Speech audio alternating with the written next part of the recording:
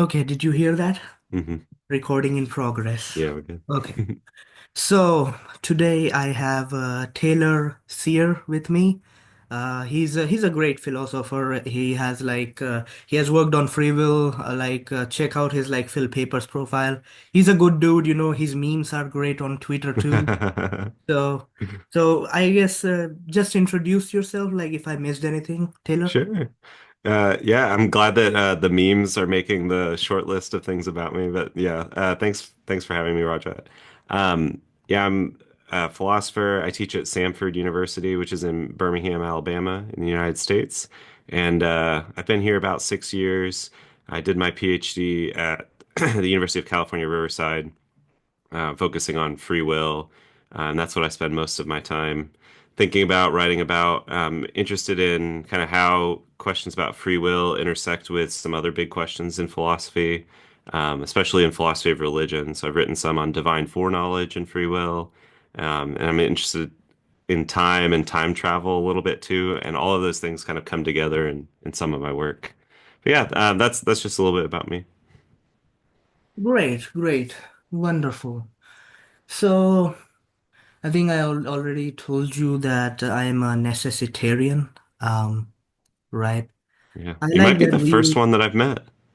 Great. I'm glad. I'm glad to know that. I mean, Amy Karofsky, I don't know if you heard her name. She Yeah. went on like Joe Schmidt's YouTube channel.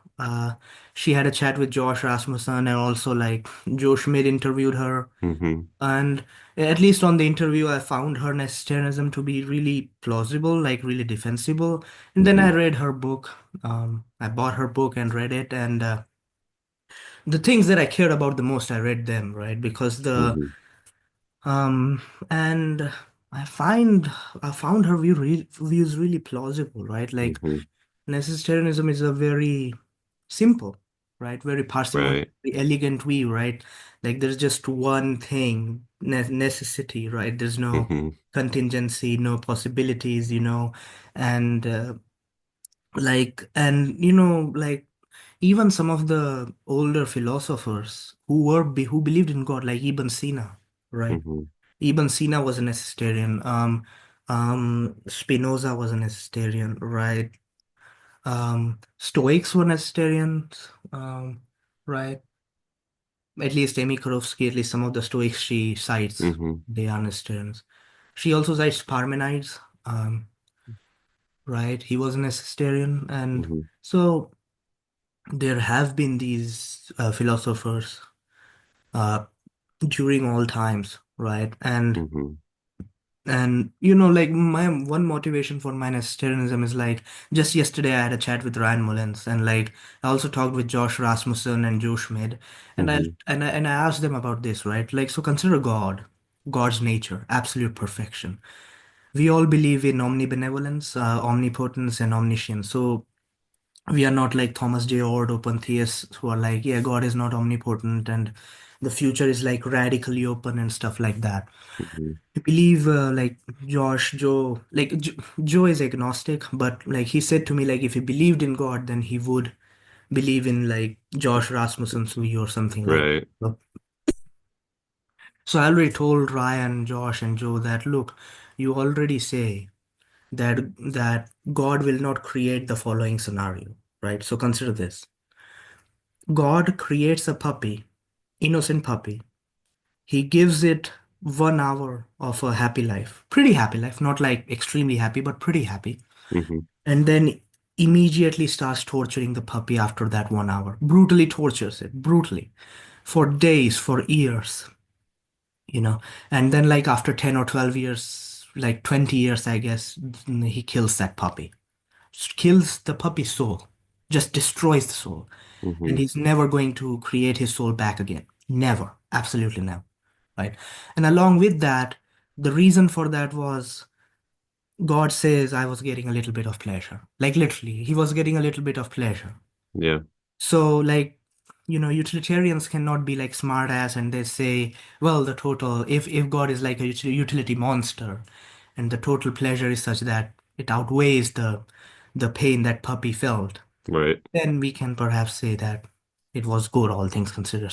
So even Even that option is not available. So basically, God got pleasure, but the pleasure was very little compared to the pain that the puppy suffered. So it was overall a negative sum thing, Right. right?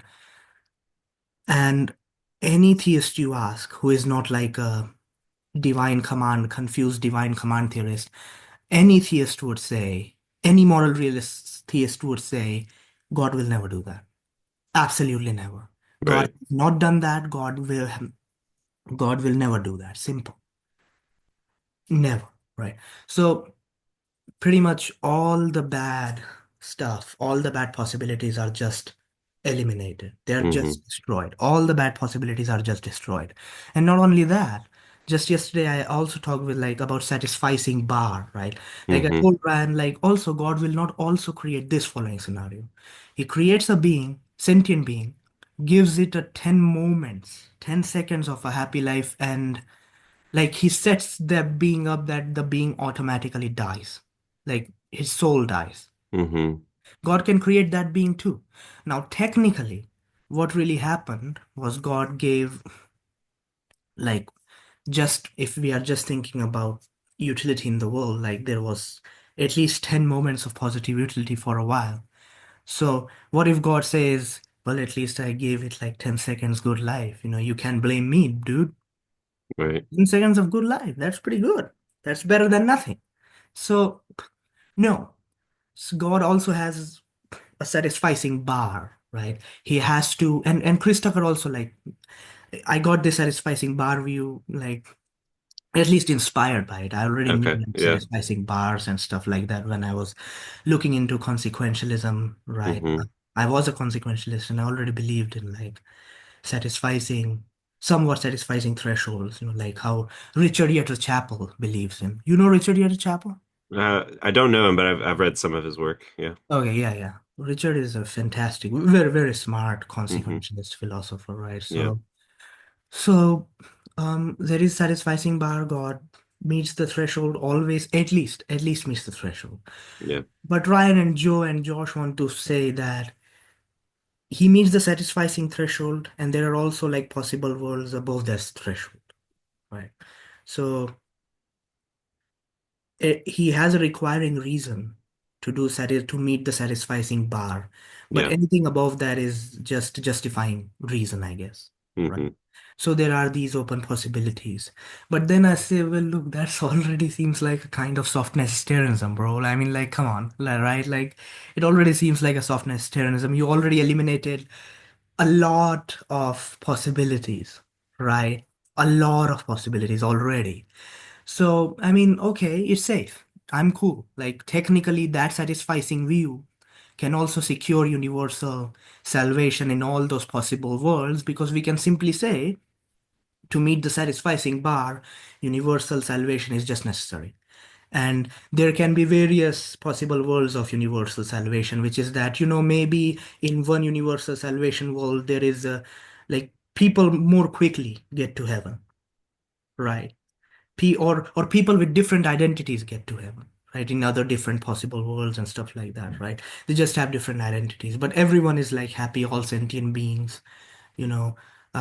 That includes like all animals, right? Like foxes, cows, deers, pigs, lions, right?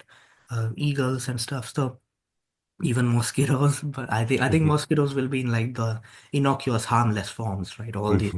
So, so it's not like they will be annoying in heaven, right?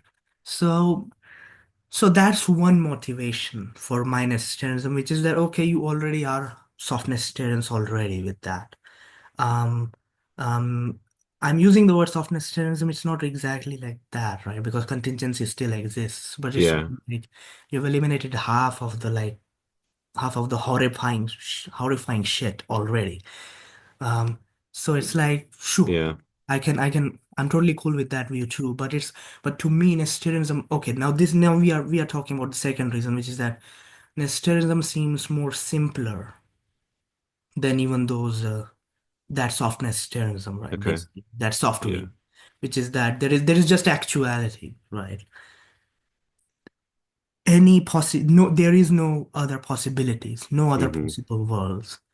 There is just the actual world, and that's it, right?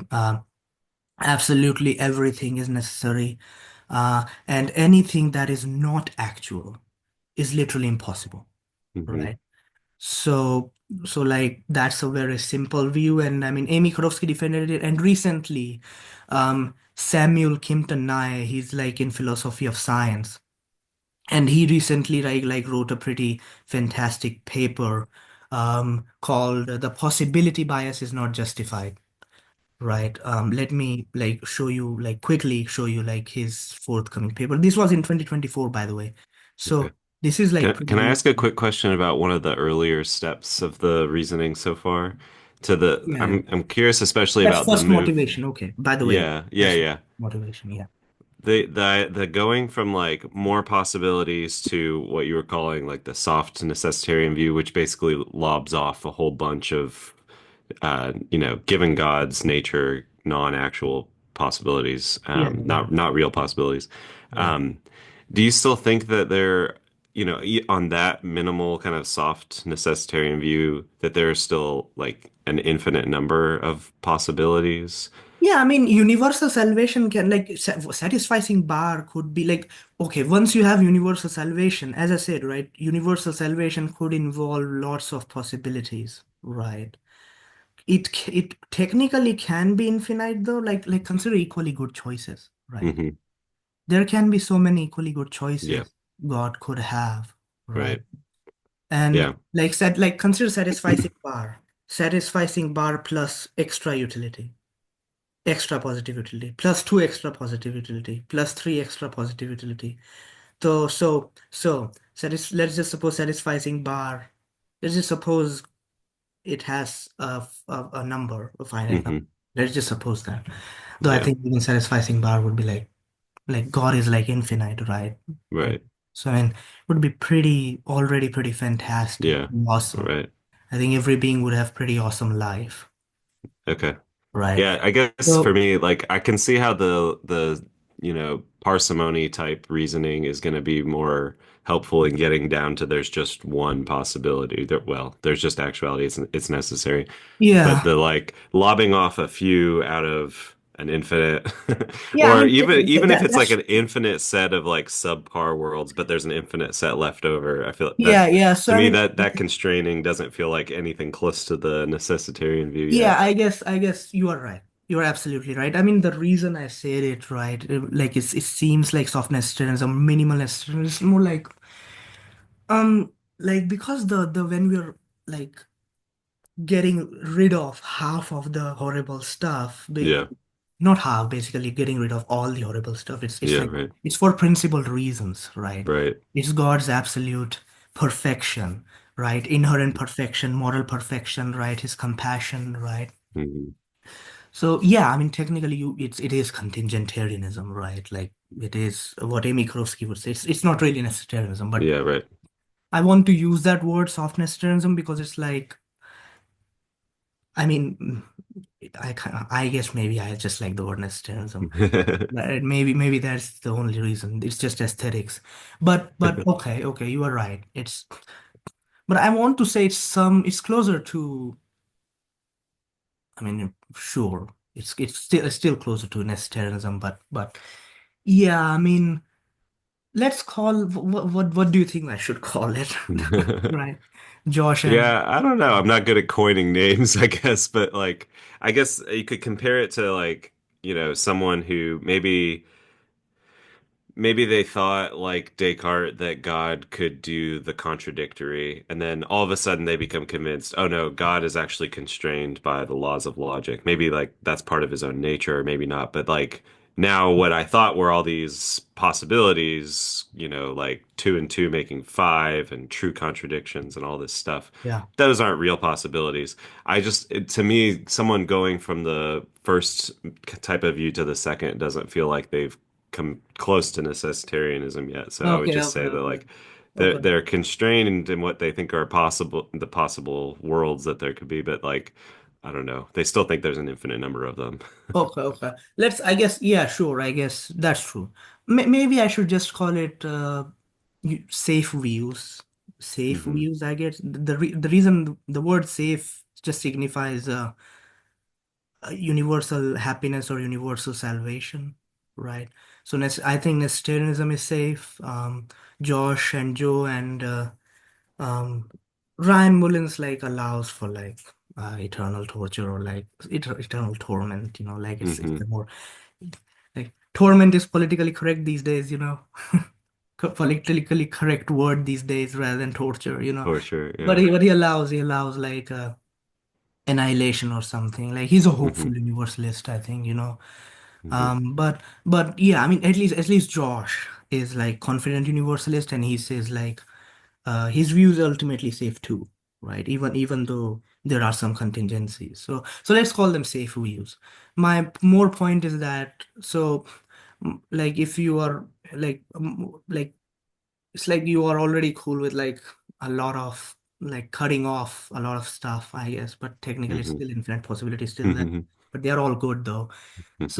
So I guess one motivation, it's motivation, right? It's not like a Yeah. very powerful argument. Sure. It's like an intuitive thing, right? Like Hmm. you're already like very safe. You have already a very safe and very nice worldview there. Right. Let's talk about now theoretical virtues like parsimony, right? So Hmm. that's the second motivation. It's like seems parsimonious, like there's just actual stuff. Everything is actual, no other possibilities. Hmm. And like Amy Kroski has a bunch of, I think, pretty plausible arguments. Like, of course, she uses Occam's razor, um, right? But she also like talks about how contingency can like it's like an uncontainable contagion, like it can infect everything, Uh-huh. right? Like I think her argument that what is grounded in necessity is also necessary. I think that's a very intuitive link, you know. Hmm. What's grounded in necessity is also necessary. That's very plausible, Hmm. right? Um, um, so it's like when you add contingencies, all these possibilities, right? Um, so yeah, I mean that just unnecessarily kind of makes things complicated in my view. Now, Yeah. of course, the reason for contingentarians, I guess, is like free will, right? One reason is like contingentarianism allows for libertarian free will, basically, Hmm. right? Yeah. Like there are real alternate possibilities, and then basically the way I respond to that is by saying, well, look, libertarian free will is not that valuable, to be fair, Mm. you know.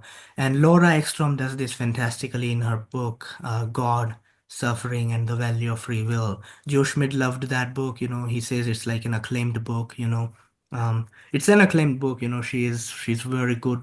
She's actually she does believe in libertarian free will, right? So it's like a philosopher who is not even like it's not even like coming from the opposite side and then Sure. criticizing Right. libertarianism, Right. but it's like she herself is a libertarian free willist, right? Like event causal one, and she is saying that look, libertarian free will is not that valuable, Hmm. right? And she like cites a like really plausible quote by David Lewis. Is like when we are thinking about like evaluating stuff, like I mean like moral stuff, like moral evaluation, right? Like if I don't know if you have children, Taylor. Hmm. If you do, then whenever you evaluate someone's actions against your child, free will is like a weightless thing. You Yeah. don't just you don't just say, "Oh, he has free will, so I need to like consider like the importance of that thing, and like how much is that?" It's like, no, we don't, right? No, we don't. Like, fuck that. Fuck that guy. I mean, and by the way, like, that's a very retributive anger type feeling. Yeah. But Right. I should mention, we are angry at dogs who like try to harm us. We are angry at cats. I mean, I'm angry, like, I get angry at things too, right? Like Mm. fuck this fan. This is not working. Fuck it. Like I bought a shitty fan, right? So it's like let me give you a real world example. So a crocodile in Indonesia, one crocodile like ate a person in or from a village. Hmm. And those village people were so angry that they not just killed, like they killed 300 crocodiles. They were so angry. And I Yeah. always think, well, look, animals don't have free will. So you if you think retribution is like unjustified, but people do have that intuition even to the animal, Hmm. right? Which is that like fuck this animal, right? For like hurting my loved one, right? So Hmm. and it's like so you don't need I think for retribution, uh I mean Kantian retributive justice like person deserves, merits suffering, right? So sure, for that I think a lot of people find it intuitive that libertarian free will is like required for that. Hmm. Even like Alan Wood, the Kantian scholar, says that libertarian free will is at least required. But even then, he says, like in his book Kantian Ethics, that even then Kantian ethics cannot justify libertarian free will, even though Kant himself thought that retributive justice is justified. But like Alan Wood is such a fantastic philosopher. Like he also like thinks about Hegel's justification of retributive justice, and he says it fails too. So I mean, it's like retributive justice is already hard to justify. Pure retributive justice. My view of retribution is more like, yeah, they kill the crocodile to feel good. Like there is nothing like crocodile merited torture or like death and stuff like that. Sure. It's not like he merited it. It's more like, yeah, some people were annoyed that they were harmed and they really wanted to harm their attacker so that they can feel good. There Hmm. is nothing more than that, right? And so it's basically a kind of utilitarian thing, Hmm. right? Like like our Yeah. pleasure is more important, or like our pleasure, like total pleasure is more than the, I guess, suffering of the crocodile or something. I Yeah. mean, like so like and like Laura Ekstrom in her book like analyzes intrinsic value of free will and then like extrinsic value, as in like how it connects to love, how it connects to meaningfulness, how it connects to self or sense of self. And I'm like, and she ultimately says like none of these are like good enough to say that free will is like that much valuable. So it's like, so I mean, like cool. And I mean like determinists, they're like compatibilists already. So like necessitarianism is technically compatible with like compatibilist views of free will, I guess. At least some. Uh, I Yeah. don't think I don't know of anyone who any like, big name compatibilists who would think that their view is compatible with necessitarianism. Like definitely Okay. not the like Okay. reasons responsive type views where you have to like the whole thing is kind of grounded in these other ways that the person's, agency could have been expressed. Okay. Um, Okay. Okay. I but guess. Yeah. yeah. Yeah. Yeah, I'm in the compatibilist camp, but I'm also I don't have settled views on like the justification for punishment, but I do think I have a kind of like basic desert Yeah. Yeah. retributivism kind of built in. And like for me, yeah, like you can kind of get a little bit of mileage out of this idea that like it's not ever justified even when someone seriously wrongs you or someone you love to respond by like torturing them in response. But like I think if you find out like a 2-year old damaged something of yours and whereas you thought it was like your friend who was like trying to get back at you for something you did to them or something, like you're gonna have different responses to the 2-year-old versus Yeah. your friend that you might Yeah. have Of thought course. did it for reasons. um Yeah. yeah, so I think like if you kind of motivate the retributivism on in the smaller stakes scenarios, where it's like anger at your friend or something like that and not like a desire to torture somebody, I think it has a lot more plausibility. Yeah, yeah. I would also say Taylor is like, okay, I guess. Yeah, I mean, I did see a review where someone a review of Amy Korofsky's book.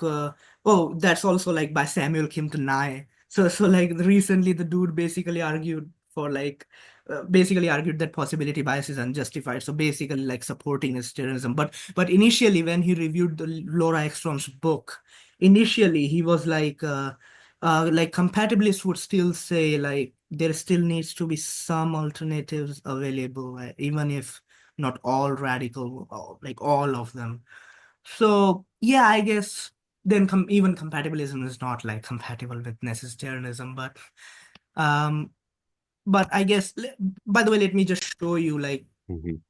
this Samuel so he's a good dude, Samuel Kimpton Nye. So this is like his recent paper, The Possibility Bias is Not Justified.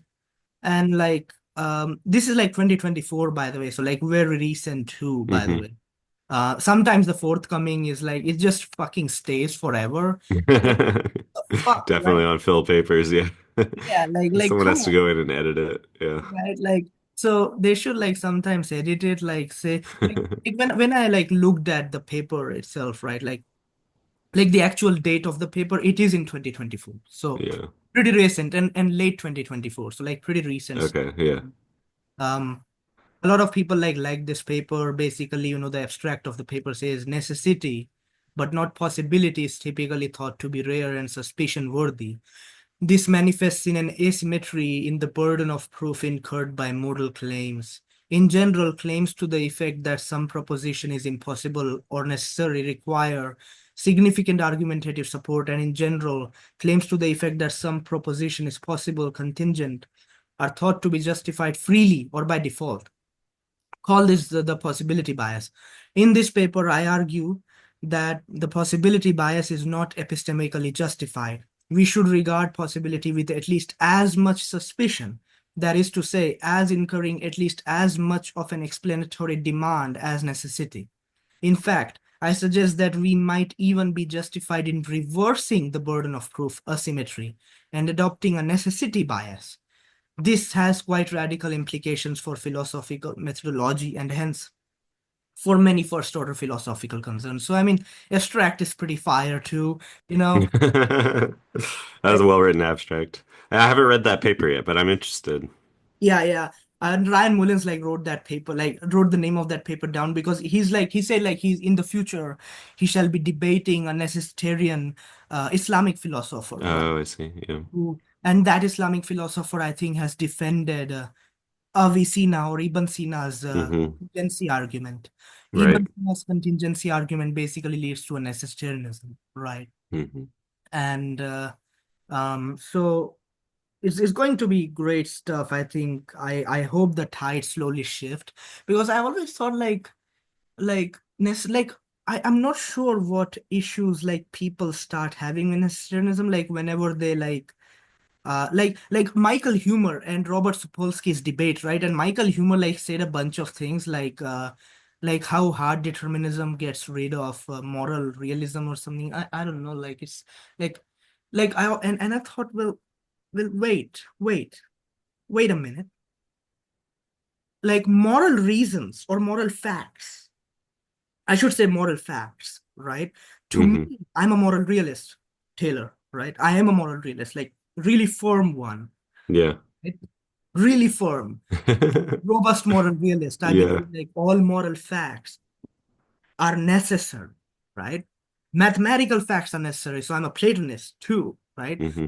So so I think of moral facts as compelling normal people, not like the psychopaths, because the Sure. psychopaths have like their internal machineries cannot seem to work like it's like think of like antennas, right? Their antennas is like broken.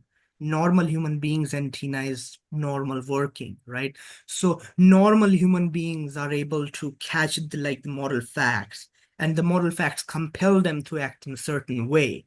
Now I do recognize that given human imperfection, right, they have their other desires of like selfishness, greed, um petty anger sometimes, right? Sometimes human beings get way too angry for things that they should not be getting that much Yeah. angry, right? Right. Like so I recognize that, but the point is more like moral facts compel people. And then I think, well, look, like consider this case, right? Moral realists want to say in response to a moral anti-realist argument, like moral anti-realists say um sometimes they give like psychopaths as evidence um against moral realism, and the moral realists have a fantastic response, which is that Psychopaths are no more evidence against moral realism than colorblind people or blind people are evidence against the colors, right? The existence of colors, I guess, Right. right? So, so that's a fantastic response, right? A wonderful analogy. It just so Hmm. nice, right? So wonderful, and also Philip Goff had like so Philip Goff had like this he was at like let me just show you. It's such a wonderful analogy. Like Philip Goff is such a nice dude, man. Uh there you go. Let me show you this quote by Philip Goff. Just so beautiful, like just a genius fucking dude, man.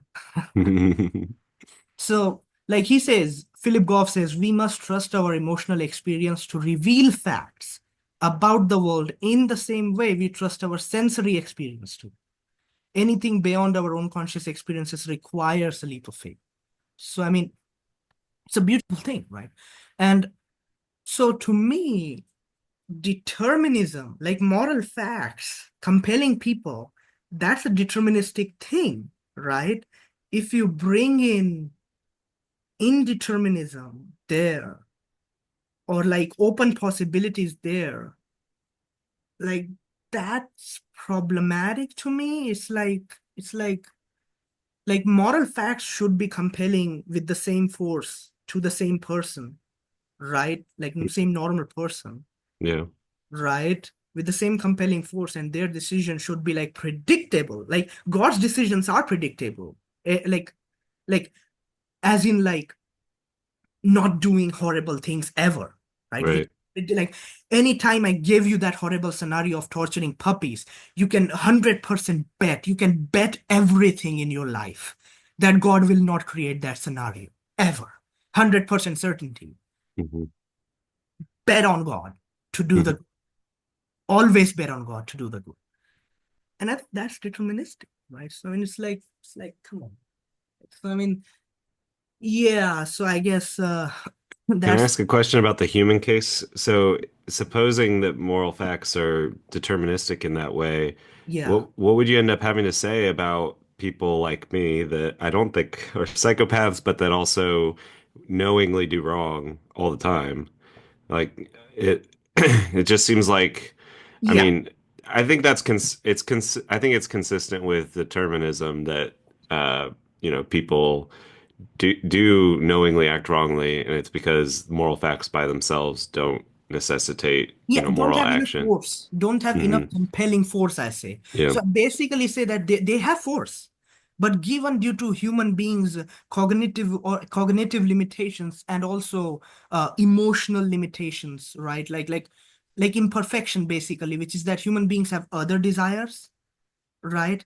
They have other desires, and they can be stronger, right? They Hmm. can be stronger such that moral facts are not compelling enough, right, to normal human beings. And along with that, moral facts do not also generate enough pleasure, right? Like imagine if you did good and you got orgasm, right?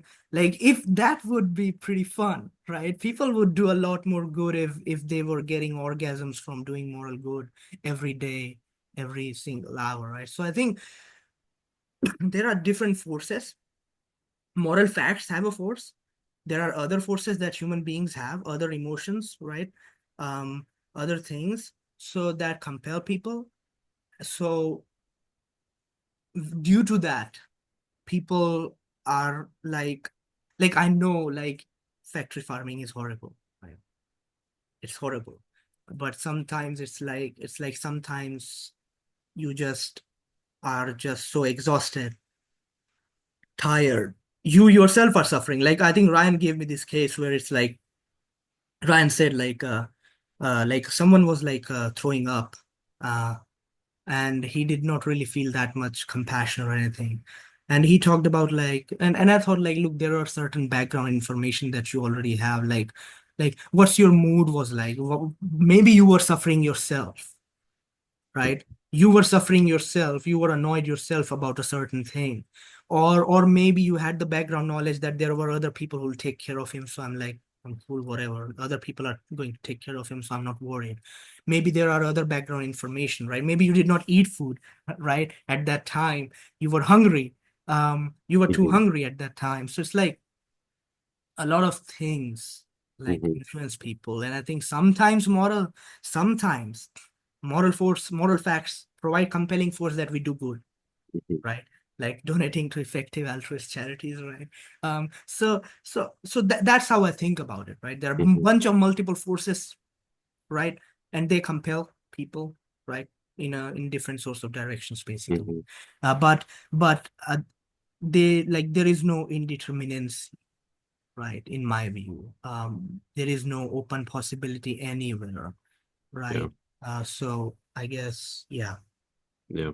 What do you Okay, think? so Yeah, yeah, I guess so, I'm my view, including about free will and moral responsibility, is consistent with determinism. I don't think I yeah, take a stand anywhere on whether like our world is causally deterministic, but I'm sympathetic to the view that determinism's true, partly because I think some version of theological determinism is true, and yeah, that's yeah. I Same. don't go all the way to necessitarianism, but I think if God creates the world knowing how things are going to play out, and I think kind of with a plan, kind Yeah, of yeah, um, you know, a story in mind for the whole world.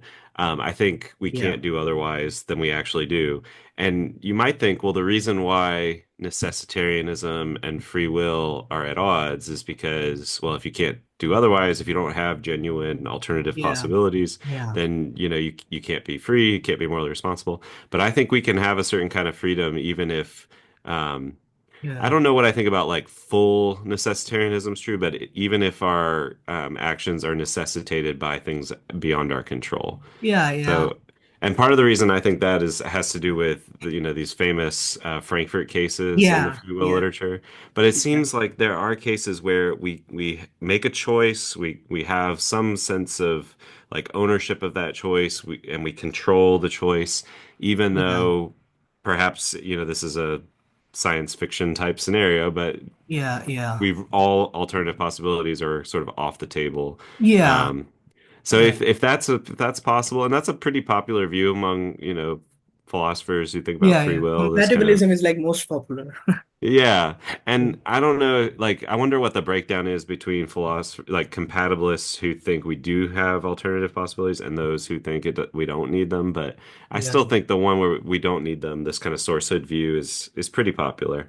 So yeah, yeah, that's yeah, one of the other reasons why if I were to become a necessitarian, I wouldn't go all the way to giving up free will because I yeah, yeah. think there's a certain kind that's Karofsky, compatible. Hmm.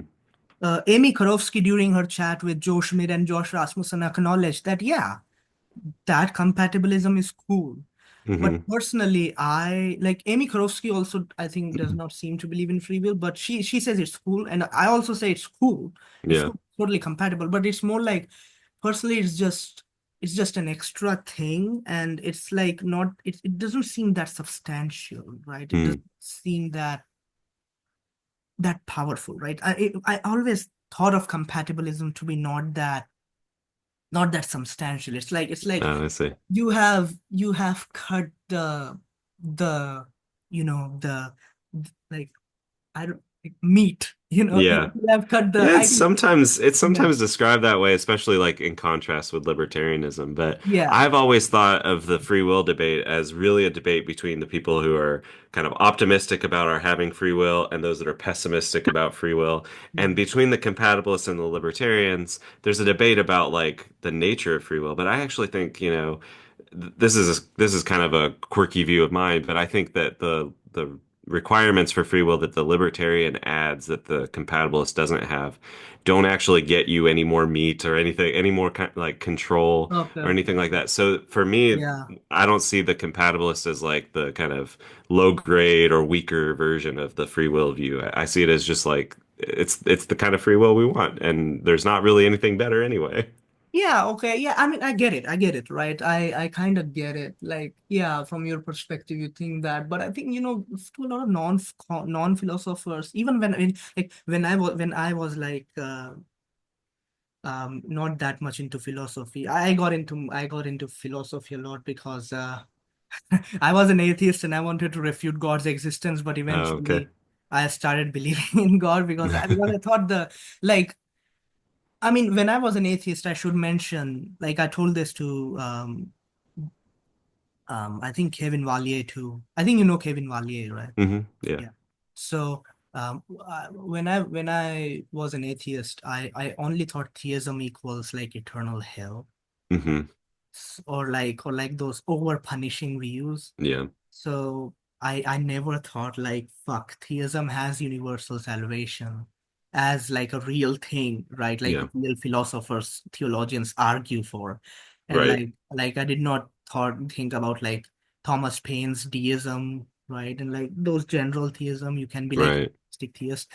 And and so in a sense I was like very dogmatic, very opposed to like theism and stuff like that. But there was like time when like I read Edward Fazer's arguments for the existence of God, Hmm. just that, right?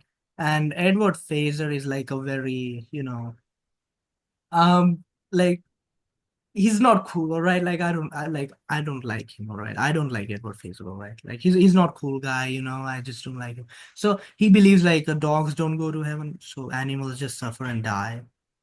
Right. Non-human animals just suffer and die, and like some human beings also go to eternal hell. And I mean like it's like such a cold, cruel view. And I mean and the thing was his arguments just for the existence of God, right? They were like plausible, like actually some of the premises were plausible, of course, before I found Joe Schmidt. But like some of the premises as a non-philosopher were plausible. And when I was reading, they were plausible, they just made sense. I like started crying, like, why the fuck is this thing making sense? Why? Right? Like it's like my beliefs, like I started crying basically, like literally cried. I started typing like I don't want this thing to be true or something. So it's like, but then eventually it's like I found more uh better theists, I guess, better, and also better arguments like psychophysical harmony, and like Matthew Edelstein's entropic argument is pretty nice too. Uh, so and fine tuning, and like Josh Yeah. Rasmussen's modal contingency argument is pretty nice. Argument Yeah. I teach that like one whenever I teach a metaphysics class. It's so yeah. fun. Yeah. Yeah, and I mean, like he also has like work in like argument from consciousness, and his book How Hmm. Reason Can Lead to God, and his book with dialogue with Philippe Lyon, he's got the best explanation of things. Hmm. It's just beautiful work, man. Like Josh Right. Rasmussen is just the best. Like he's just the best dude. Like literally every philosopher I talk to, he says that dude is brilliant. Like Kevin Yeah. Valier, everyone, Joe Schmid, Kevin Valier, everyone loves that guy. Like Yeah. he has to be the best. Like he's just the best. Like he's the top. To me, he's the top. Like fuck Aquinas. I don't care. He's the top, right? From now on, we are not going to talk about Thomistic or Augustinian. We are going to talk about Rasmus. Rasmus. It's a long name, right? Yeah, that's right. Rasmus. It's a long full name, I guess. I don't know. J.R.J.R.ian, right? There you go. Josh Rasmussen, J.R.ian view, right? J.R. Yeah. Yeah. Hmm. So great. So one thing I want to ask you about compatibilism, Taylor, is that like I found Dirk Pereboom's manipulation argument and the luck objections to be like really good, Yeah. right? So how personally do you respond to like his manipulation cases? Yeah, so I take a kind of mostly a hardline response to manipulation, which is basically the view that if you manipulate somebody in the right way so that they satisfy compatibilist conditions on freedom and responsibility, the victim is free and responsible. Um, I think a lot of what's going on in the cases is we have. Maybe these are biases, maybe these are just tendencies that we have, but we tend to think that like if there's this other person involved, then the victim can't also be involved in the right sort of way to be responsible. But I don't think that we have to like divvy out the responsibility in that way. I'm okay with thinking that the sort of person who set things up, whether it's, you know, depends on the manipulation case you're looking at. It could be these evil neuroscientists, or it could be some kind of goddess, or even God in some versions of these stories. But I don't think they get off the hook by my saying that the victim is also responsible. I'm okay with saying that both are. So that's the usual line I take. There are cases of manipulation where even a compatibilist will have to say the victim's not responsible because, well, the conditions of, on responsibility aren't met. Oh, Um, okay. so it depends on how the manipulation's done. But, Dirk Pereboom is, super clever, brilliant guy and knows how to tweak the case to make it Yeah, so I that mean, the he's just, compatibilist conditions are satisfied. yeah, and I mean, Greg Caruso and Dirk are like just absolutely sublime dudes, you know. I mean, it's like, Yeah, they're both nice guys and, too. Yeah. and they're like so smart, man. Like, Yeah. and I was like convinced of manipulation argument. I was like, yeah, this is it, dude. That's it. And I mean, look, Taylor, like retributive justice is like out of favor, right? I mean, it's like, why not just because it's like free will, like even compatibilism, as I said to you, right? It's like just Hmm. an extra thing. Like if retributive justice is already like unpopular. Like I Mm. asked this to Joe Schmidt too. Does he find retributive justice plausible? And he said like retributive justice is totally not plausible to him at all, Mm.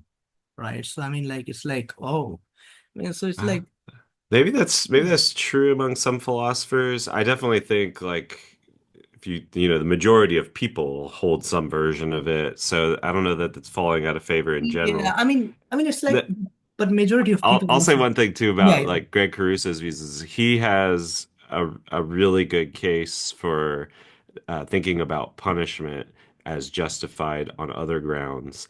But I actually don't think that any of well, I don't think that you have to give up retributivism to also take into account like reasons for having a saner and a more morally healthy approach yes, to, yes, rehabilitating criminals. yeah, So I don't think that I have to give up retributivism because it's sort of falling out of favor. There are like old school versions of it that are like bleaker than retributivism itself yeah, needs to be. yeah, Yeah. yeah, I guess true, true. I mean, that's true, right? I should mention when I believed in even libertarian free will, like there was Hmm. a time I did believe in libertarian free will, like my Hmm. intuition slowly changed. Like if you watch my yesterday's interview, like if you watch some of my videos, older ones and now, like if you see my first chat with Josh Rasmussen and Rachel, you would find me like a very strong retributivist. And Hmm. even at that time, I was a universalist, by the way, right? Hmm. But like I'm more like right now I'm a, guess my retribution is like more pleasure based, right? So it's a kind of a consequentialist utilitarianism, right? So Yeah. it's like it's not exactly retribution, but Yeah. it's more like to me, Taylor, when I say what when I think about what you're saying, right? To me, it's like it just doesn't seem that simple, elegant, right? Because Yeah. you have a bunch of things you are weighing, right? Thinking about, okay, like you Yeah. said, other things are compatible with retribution, and sure, I agree. But Yeah. now you have to weigh them, right? What should we do? What should we do more? What should we do less? Mhm. Right? And you know, that's like an extra thing. It makes things complicated. It's an Yeah. extra thing you have extra like you know in mechanical engineering when you have too many moving parts, Right. there are too many spots of failure Sure. Yeah. possible, right? Yeah, this is a really interesting like way of comparing positions on these debates because Yeah, I mean this is just getting into philosophical methodology more generally, but I do yeah, think that like these theoretical, considerations do matter. So simplicity is a virtue, but this is sort of cliche, but it's like yes, but other things being equal, simplicity is yeah, a yeah, virtue. And if, to account for the richness and complexity of human agency, of our moral yeah, lives. I think just like trying to lob off things because of the simplicity virtue, it is sort of missing the point. I yeah, mean, I guess that's ultimately what I think goes wrong. You mentioned at the beginning, I think you mentioned Parmenides, right? So like there's just being and anything that can't, that isn't part of being. He doesn't even have parts, right? He just has one. But like Yeah. anything that's not that, like couldn't exist. So, like there's not like you can't even talk about it. Like there's a sense in which that's like the simplest possible view that Yeah, anyone could have, and monism. it Yeah. is a kind of necessitarianism. Yeah, But yeah. like that's at the cost of not just like denying motion, like his disciple Zeno, but like Mm. denying all of the things that appear to us to be a certain way.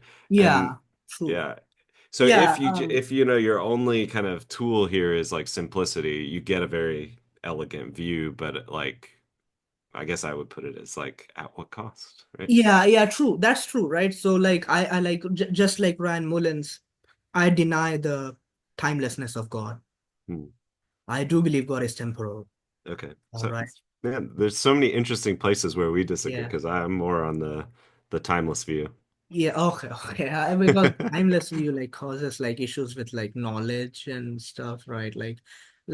Suppose I am here at like currently it's nearly like 9 p.m.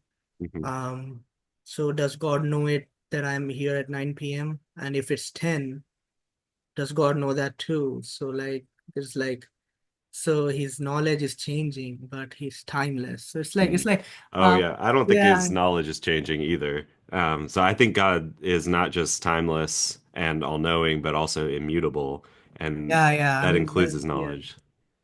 Yeah, But okay. I mean, I think there are easy fixes for those kinds of problems. You just build into the content of the proposition the time in question, and then it's like, well, God knows timelessly that you are having this conversation at exactly, 9 o'clock or whatever, Okay, and that interesting. you're not having it at, Interesting. 9:15 or whenever we're Yeah, I done. mean like there's like hyper time and stuff like that. Oh, I Like love thinking about hypertime. That's one where I'm like I'm agnostic about hypertime, but I'm all for it. I think I this is another like meta philosophical methodological point, but I yeah, think I get excited about certain possibilities, even if they are kind of superfluous add-ons. And so it's like hypertime.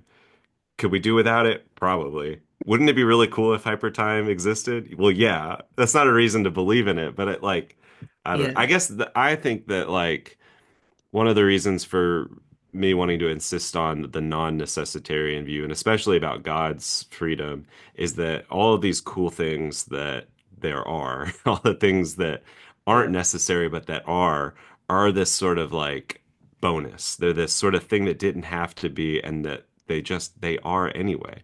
And yeah. so like, Okay. in my own Christian tradition, like the idea of grace is really central and thinking of Yeah, the I love created. grace. I mean, Yeah. necessitarians love grace. I mean, I'm a Okay. Necessitarian. I love it. I love fate. Well, see, I love yeah, destiny.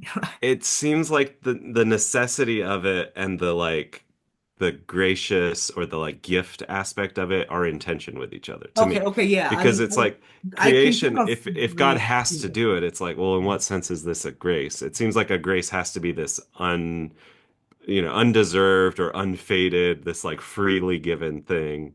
I mean, I should mention though, like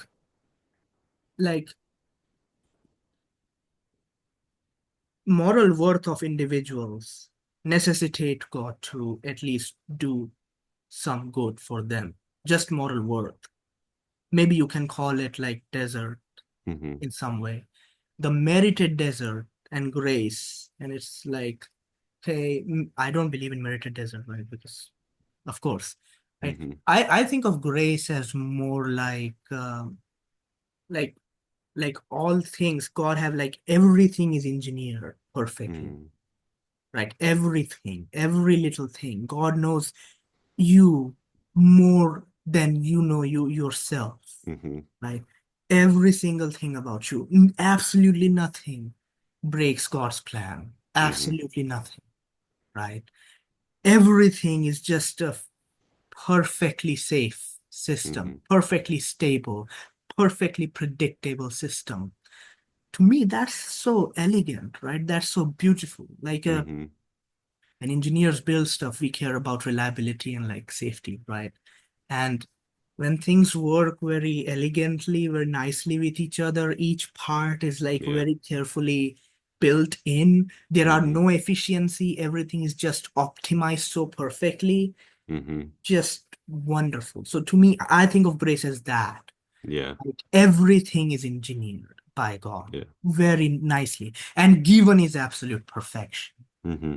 Every little detail. And I think my view has the advantage of literally saying to a person if they have suffered brutally that literally every like I can at least say this, right? Like because like the open theists or like people who believe in like some sort of openness, they can say probably that there is some gratuitous losses, even if they're very small, right? Like at least there's some losses, even if they're very small. Hmm. Maybe some regrets, Right. even if they're very small, right? But my view is that okay, now people are feeling sad about certain things, right? Like the Holocaust. Why did Holocaust happen? And like that's horrible, right? But Marilyn McCord Adams had this fantastic answer, right? Like if every being eventually, like the suffering is defeated, right? Every being eventually comes to say that yes, my life is worth it. My life is worth it, right? Hmm. So that's beautiful. Right. And I always say this, right? In my Nestorian view, like if someone asks me about this, which is that if someone is able to avert the disaster, like someone averted the disaster, that's God's plan. If someone is unable to avert the disaster, they failed.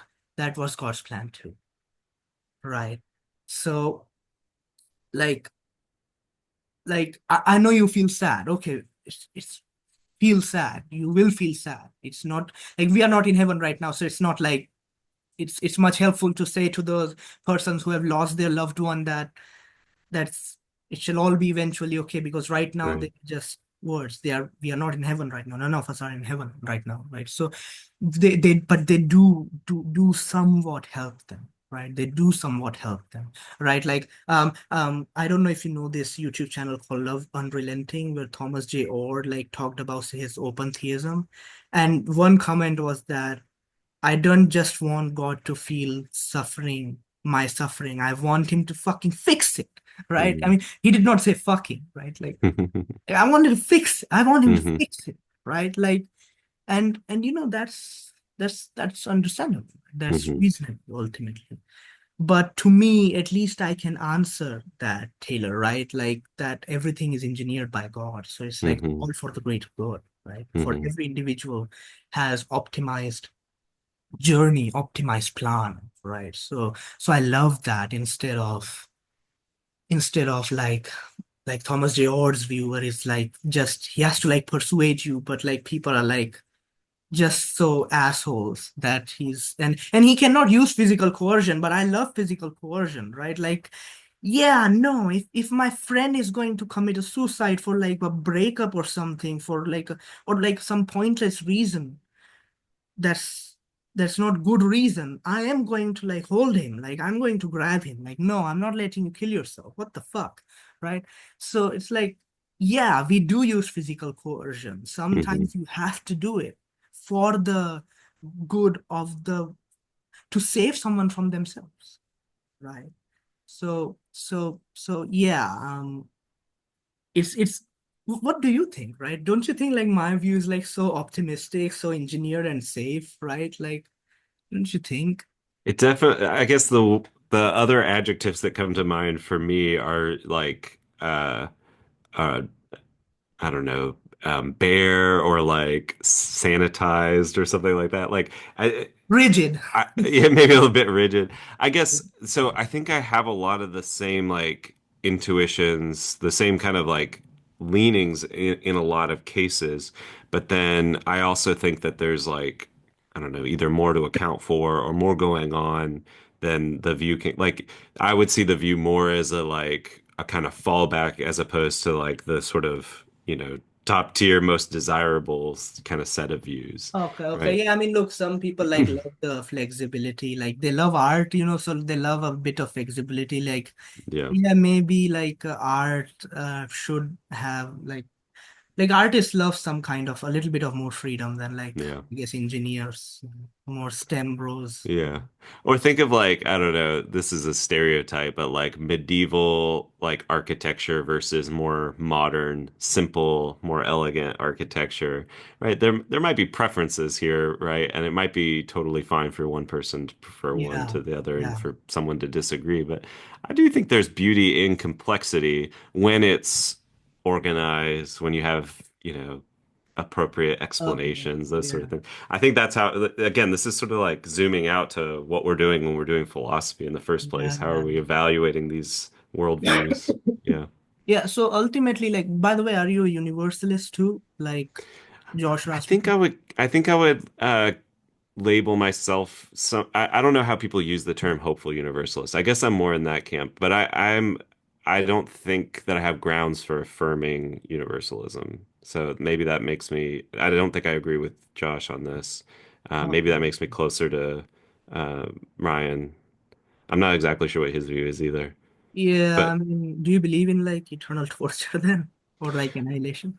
I think I'm like agnostic between those, like officially. I guess I lean more towards the traditional, view of hell, where it's yeah, eternal conscious torment. But um, I would also say too that like that could only be the case if God had justifying moral reasons for permitting it, Yeah, I mean, and you could create if he like the doesn't, then yeah, no. I mean, you would create the theoretical utility monster scenarios where like Yeah, God. I'm also not a utilitarian. I should say that too. So I mean, yeah, I mean, come on, man. It's like that's a very dark view to be honest. Doesn't it? Isn't it? I mean, Yeah. it gets rid of a lot of beauty if you have some people in the eternal torment to me. Right. So I mean, yeah, um, it's my view is like absolutely optimistic, right? So universal salvation is pretty much guaranteed. Now I do believe in purgatory, right? Uh, um, Yeah. because victims will get some pleasure when they see Hitler suffering for a while. There are enough victims Yeah. too, I guess. I'm also like a But I very guess if all of that is justified, right? And if also you think that like an optimistic view would include, you know, there being good things like people being to praise for the good things that they do, all that kind of stuff.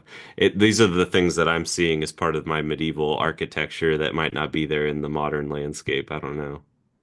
yeah, I mean because the justifications for my view of purgatory are different than like the Kantian retributivists, right? Their view is that the person deserves it even if no one gets benefit, Right. right?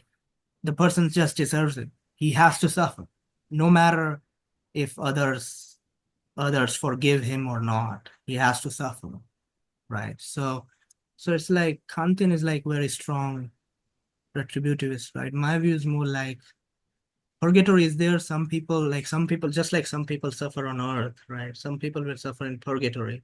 And eventually it's all for the greater good. It's all for like reconciliation. Hmm. It's all ultimately every single individual would find their life to be worth living. Yeah. Right? I mean, we talked about so much beauty, Taylor, but it's like in the end you believe you are like not confident universalist. And I mean that's not beautiful, man. I mean, come on. Right? Yeah, well, I guess if you think that the way to figure out the way the world is and the way that God interacts with it is just along the simplicity or the beauty metrics, then you'll come to very different views than most people do about the way the world works or how Yeah, I God mean, relates to it. but But it's also like that's a pretty weird, overall like philosophical methodology, I think. yeah, I mean, okay, forget even that, right? But it's not just beauty, right? It's like my view is like much better morally too, right? Like Yeah. the outcome are wonderful. Even non-human animals go to heaven, right? But because like suppose you say like okay, some human beings will go to eternal hell, but all animals go to heaven. Then you have this absurdity where a bonobo or a cat who just chilled out. Bonobos also like some animals also like masturbate too. So it's like So those animals who chilled out in zoo, like masturbated throughout their life, got great food, and all sorts of like fun things, like cats getting like cotton balls to have fun. Um, just all animals are chilling. They're getting fantastic food, right? Everything is great, and they are in heaven. But a human being ends up in eternal hell. To me, that's just absurd, right? I mean, like, yeah, the lion also ate a deer alive, you know? So it's not like the I deer. don't think animals are. I mean, maybe there are some borderline cases that are a little bit trickier, but I don't think that in the typical cases that non-human animals are guilty or have done anything that, any kind of moral evil. So, Yeah, you know, exactly, right? yeah, I don't. Exactly. So it's Yeah. like they So have it's to not be in absurd heaven. to me that like someone who is guilty and who, on the traditional view, right? The only reason hell makes sense is because it's fitting as an appropriate response to Yeah. their guilt. But there is just some clear intuitive absurdity where you're not focused like an animal who just chilled out forever. Like it was better to create animals than human beings, I guess. I mean, because I mean it's like a human being is suffering eternally. Their very lives are just ruined forever. Their very lives, right? I mean, like, so it's like an animal is in heaven, but a human being is in hell. Their life is just totally destroyed. Who is in hell, right? And it's like that's just so absurd, right? It's like it's just so there's just so much bizarreness in that view, right? Now, of course, you could say, okay, animals don't go to heaven then. But okay, that's from absurdity to cruelty, right? Where an animal who got eaten alive is just dead, just destroyed. Where's Yeah, love? I guess Now I don't there's no see the love. absurdity, and especially in the comparative claim, like looking at the difference between the guilty human and then the, non-moral agent.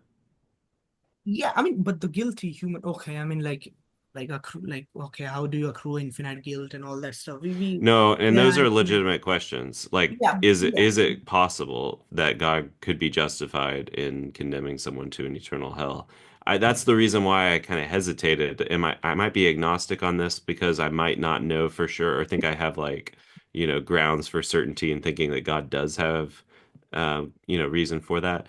But because I don't think that the other views have kind of decisive, reasons in their favor. And because, Yeah. as a Christian, I'm not just like thinking about which kind of view I would like the best, or I think, you I mean, looks the best or is it's most beautiful. ultimately, I think I've got. but I mean, it's ultimately intuitive though, right? Right, Like, but what I'm saying is that, I think there are other sources of, of knowledge, especially about these kind of theological matters than just, our intuitions or even our best philosophical reasoning about them. okay, This is the okay. role of the, the tradition of, of the church and of the scriptures and those sorts of things. So this is, this is sort of going beyond the bounds of, thinking about the philosophy of free will. But I do think like it's not crazy to me to think that it's sort of on the table that if people are guilty of sin, that, we'd have to have the debate I about mean, why, yeah, I mean, look, yeah, man, yeah, it's also like if people are guilty of original sin, then infants also are in like eternal hell. If original sin exists, infants yeah. are also in This eternal is hell. it's another kind of, I mean, all of these, including about the hell versus annihilationism versus universalism. I see these all as like in-house debates among various theists, but certainly within the Christian camp, like, some of I disagree with many of my best friends who are also Christians about these issues, and I think that's okay, Yeah, I right? mean, sure, And I don't, sure. at the end of the day, I'm not sure exactly which is the right view. Yeah, sure, sure. But it's more like to me, Taylor, it's like compassion just like infinite compassion just like eliminates. And like when I became a theist before becoming a Christian universalist, I Hmm. was a universalist already, right? When I became a theist, universalism was non-negotiable. And then I Hmm. looked at which religions like are the most plausible. And I thought there's Christian universalism, and also like they had a God who like suffered with us, right? Yeah, They, like suffered a lot with us, and that's a pretty powerful message. right. Um, so to me, like universalism is non-negotiable. If Christianity cannot like affirm universalism, then I think so much worse for Christianity than I guess. Because I mean, like as you say now, of course, you say like there are other sources of knowledge, right? But Hmm. I would always think, well, look, I mean, the there are issues with like scriptural interpretations and stuff, right? Like Augustine believed in original sin, so he did believe that infants who are not baptized do go to hell, and there are infants in hell, right? So, so I mean, it's like, yeah, that's a possibility. I mean, there is a possibility that their God is a utility monster, though, right? Like, why not, right? He could be a utility monster, and maybe everybody in heaven will eventually end up in hell too, right? That's a possibility, I guess. Why Yeah, I not? don't think either of those things are possibilities. Why though, right? But why is it like, why is it not a possibility that God is a utility monster? Well, I think for various theological reasons, I wouldn't want to describe God in terms of, feeling pleasure in the way that the utility monster kind of thought experiment requires. But even Okay. setting that aside, like God couldn't sort of justify all sorts of evils at others' expense for his own benefit because of his moral nature. And that's something that, I've mentioned sources of knowledge. This is convergence, right? Like philosophical reasoning about morality, scripture, the Christian tradition, you're not going to find any disagreement on that one. Yeah, so I mean, but also like certain commands of God can be like if you break them, like God could set up a system where like if God like if someone accrues infinite guilt because of offending God or like breaking God's commands, right? Then couldn't God make a bunch of commands that slowly increase the probability of more and more people ending up in hell? So technically, he has a system in which his retribution is perfectly just. It's also deterministic. Like you say like compatibilism is cool with determinism, right? So he set them up. He set the retribution up, and that's it for those beings. I guess I don't think that that's like already when I think about Oliver Crisp's you like God having infinite dignity being offended by a human being, I always think like, wait, you are not creating a utility monster here, but you have created an intrinsic value monster. God has infinite intrinsic value or status, and you can offend that status. Now you deserve infinite torture. So in a sense, it is an intrinsic value monster where like you, and he can make up certain commands that are likely to be broken by certain beings with certain natures, and then they end up in hell. And great, now so it's not that different from utility monster then, right? It's like you have an intrinsic value monster, I guess. Hmm. But he's a Yeah. monster then still. And infants in hell too, right? Original sin could exist too, right? In your view, because Thomas Talbot thinks like original sin is like incoherent.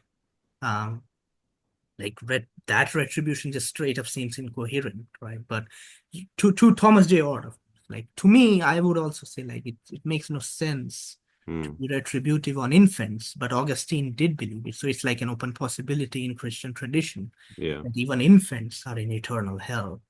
I mean, come on, like it's like you intuitions when intuitions are so much in conflict with the tradition or certain interpretations of scripture. I think we should reinterpret scripture in a better way, right? That is Mm. more harmonious with our moral system, right? Because like right now, Taylor, right now we are chatting. If you were Aquinas, there is no chatting. He would probably tell the authorities to fucking kill me, right? Because I'm a fucking heretic, Yeah. right? Like Calvin was like Aquinas just wrote this formally, but Calvin did it, right? John Calvin, like he killed, like he said literally, if Michael Servetus, do you know Michael Servetus? Like he was the one who denied the Trinity. Right. He was Hmm. not he was not like a universalist or like the feel good moral intuitionist, right? he seemed to have like logical issues with like Trinity and stuff. So Hmm. it's like he killed Michael Servetus, right? Calvin was proven. So I mean, like Christianity already has moved a lot, right? So, and that is because of, I would say that is because of slowly either logical intuitions about Trinity or like moral intuitions about love, compassion, justice itself, right? Both distributive justice, retributive justice, and restorative justice, right? Like you yourself say, like retribution is compatible with other things like rehabilitation, restoration, and Hmm. stuff like that. So I mean, it's like if your moral intuitions are so strong and you behave in ways that is very, very like modern, I guess, right? You're not like kill the fucking heretics, right? Right. You're not like that at all. If you are that, so it's like it seems to me you should be like just take the next step, just affirm Right. universalism at least, like Josh Rasmussen's universalism. I mean, I'm not even saying be a necessitarian, Right. right? But Josh Rasmussen is like a confident universalist. Thomas Talbot is also a confident one. Eric Raitan is one. None of them are like necessitarians like me.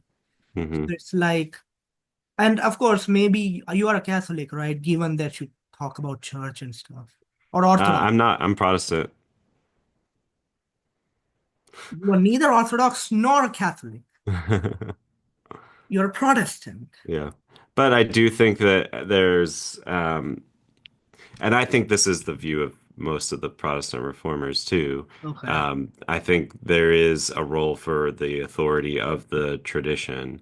Now, it's Okay. not, understood in terms of papacy or anything like that, but there is a role for the authority. I mean, if I didn't think that the tradition carried any weight, and I also didn't have a kind of approach to interpreting scripture that constrained some possibilities, then I think that my thinking about a lot of this might shift. And this is where, again, we come back to like how Yeah, yeah. differently kind of methodologically we're doing philosophy, but like, um, you know, the commitments that you make at that stage are going to have all these downstream, effects. Yeah, okay, I guess. I mean, sure, sure. Okay, But again, and, it's I yeah, guess all I'm thinking of, and maybe this this kind of like kind of a closing thought, but like one yeah, difference yeah. between us is like I think I'm open to a lot more possibilities. Yeah, Not really you are intended open, as a but some joke of those because I'm not a possibilities, necessitarian, but I guess yeah, like I don't think as many of these, even the like morally laden theses about like punishment and that sort of thing. I guess I'm not as certain that they're off the table. yeah, yeah. That's the thing, There's more right? Like you possibilities. are open to Yeah, even the more tragic possibilities, basically. right. But I don't, yeah, I would say that I don't think that any of them could be tragic in what I think of as the real tragic sense, where there's evil that's not meant for some good. And again, you Yeah, can I bring up mean, the but utility monster thing still, it's like, again, but like, yeah. I don't think that God is allowing unnecessary evils I mean, or technically, anything. utility monster. I mean, according to utilitarians, utility monster is not a tragedy, right? Right. Yeah. So, yeah, sure. Like from your perspective, it's not a tragedy that some people are eternally tortured, right? But it's like whenever someone just a lot of people had problems with like eternal hell, right? And like annihilationism. So yeah, I guess maybe so. Yeah, Yeah, I guess I what I would guess say to yeah, someone like that is like, well, maybe there are good reasons to give them up, like look into it, but don't let that be like a barrier to thinking. I mean, this is basically what you were saying earlier about your own story, which I really appreciate that like you discovered that there isn't just this one kind of view that all theists or all Christians have. There's lots of room for disagreement within those yeah, broader camps. yeah, yeah, Um, yeah. yeah. Yeah, yeah. Okay, okay. All right, great, great. This was nice.